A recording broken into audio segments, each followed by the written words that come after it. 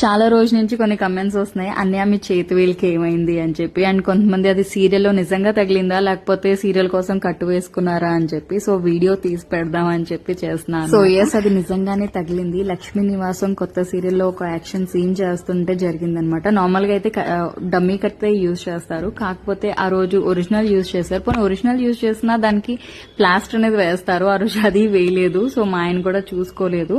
So ఇలా పొడి చేసి సంథింగ్ ఏదో వస్తుంటే ఇలా లాగడం వల్ల వేలు కట్ అయిపోయినాయి అనమాట. సో ఒక వేలికి మాత్రం మరీ ఎక్కువ ఇంజూర్ అయ్యి డీప్ గా కట్ అవడం వల్ల అది స్టిచెస్ పడాల్సి వచ్చింది. 3 స్టిచెస్ పడినాయి అనమాట.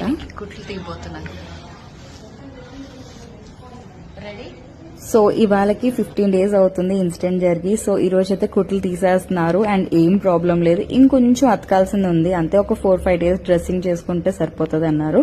సో ఎవరెవరైతే అడిగారో అండ్ ఎవరైతే బ్లెస్ చేశారో వాళ్ళందరికీ థ్యాంక్ యూ సో మచ్.